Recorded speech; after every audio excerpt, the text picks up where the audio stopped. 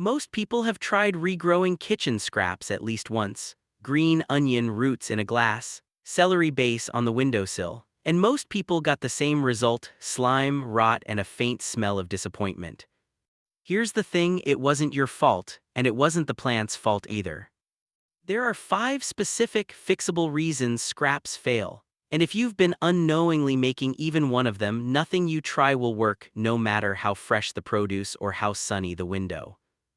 Today, I'm going to show you exactly what those reasons are, how to fix every single one, and at the end, I'm going to share a cheap, science-backed trick that almost nobody in the kitchen gardening world talks about, and it genuinely doubles how fast your scraps root. Let's get into it. The reason most people fail is simple: they treat regrowing like a magic trick when it's actually a system. Miss one piece of that system and nothing works. Here's the science behind why. Every regrowable plant has a zone of living cells called a meristem, cells that already know how to generate roots and leaves. They're built in, they're alive. Your only job is to stop working against them. That's it: work with the plant's biology, not against it. So here are the 5 ways people accidentally work against it. Mistake 1: you're not changing the water. Change the water every single day, or at the very minimum every other day. I know that sounds like a lot, but here's why it's non-negotiable. Still water loses oxygen fast. Within 24 to 48 hours, bacteria multiply around the cut surface of your scrap, exactly where new roots need to form. Once those bacteria take over, the base rots before a single root can push through. Fresh water flushes bacteria out and restores the oxygen levels that roots need to develop. That's the whole fix. If you want to go one step further, let your tap water sit in an open cup for an hour before using it. This lets the chlorine escape, which is gentler on developing roots. 1 minute a day, that's the difference between rot and roots. And before I show you mistake 2, I want you to know that mistake 5 is the one nobody talks about. I almost didn't include it. Stay with me. Mistake 2: you're putting it in the wrong light. When a plant doesn't get enough light, it doesn't just grow slowly, it panics. It stretches its stem long and thin, pale, fragile, almost desperate, reaching toward any light source it can find. Scientists call this etiolation. You've probably seen it and wondered why your sprout looks so weak and yellow. That's why. A scrap regrowing in water has 0 stored food to burn. It depends entirely on light to produce its own energy from day 1. Low light means low energy. Low energy means nothing grows. The fix: put your scrap in the window that gets the most direct sun in your home. At least 4 to 6 hours of direct sunlight per day. In most homes in the US and Europe, that's a south-facing or west-facing window. Quick test: if you can comfortably read a book there without turning on a light at midday, the light level is probably strong enough. If not, a basic LED grow light placed 6 to 12 inches above the scrap will do the job. Mistake 3: you're using the wrong part of the plant. Quick rule: if you cut off the growth zone, nothing will ever regrow, ever. Every regrowable vegetable has its living meristematic tissue in one very specific spot. Cut too far above that spot, and you've removed the only part of the plant capable of producing new growth. Here's where the growth zone lives for the most popular scraps. For celery, lettuce, and bok choy, keep at least 2 inches of the base.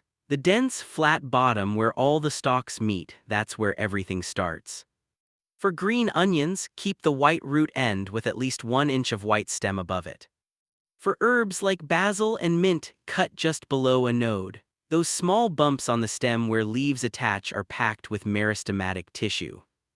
From now on, when you prep vegetables in the kitchen, cut with regrowing in mind. Take a little more from the base than you think you need. That extra inch is where all the action is.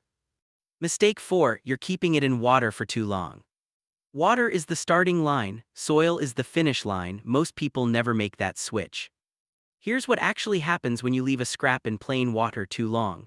Water holds almost no nutrients. No nitrogen, no phosphorus, no potassium, nothing a plant needs to build real leaves and strong roots. Once the scrap uses up the tiny reserves left in its own cells, growth stops completely. The plant is alive, but it's essentially starving. Pale leaves, growth that stalls then dies. Both are classic signs of nutrient deficiency, and both are caused by leaving a plant in water past its welcome. The signal to move it: as soon as you see roots that are at least 1 inch long, transfer the scrap to soil. Basic potting mix. That's all it needs. The soil takes over and gives the plant everything water never could. Mistake 5: you're starting with the wrong produce. Here's the one most people never find out about.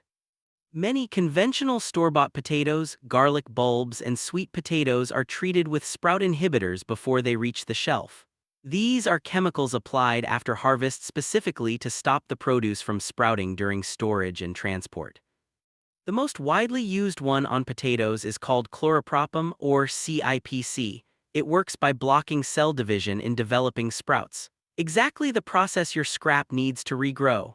The European Union banned it in 2020 over health concerns. It is still used in some countries. When you try to regrow treated produce, the chemical is already working against you from inside the plant. The meristematic cells that should generate new growth are being suppressed. It's not a water problem. It's not a light problem. The scrap simply cannot respond biologically. It's been switched off. The fix is simple: buy organic. Certified organic standards prohibit synthetic sprout inhibitors. An organic potato or garlic bulb gives the meristem a real chance to do its job. Before you set anything up, check the label. Organic isn't just about your health here, it's about whether the plant is even capable of growing at all. So 5 mistakes, let's make sure they stick. 1. Change the water every day. Stagnant water bacteria equals rot. 2. Give it direct sunlight. Dim corners produce weak yellow dying sprouts. 3. Keep the right part. No growth zone equals no growth, full stop. 4. Move it to soil once roots hit 1 inch. Water starves plants long term. 5. Buy organic. Treated produce is chemically blocked from sprouting.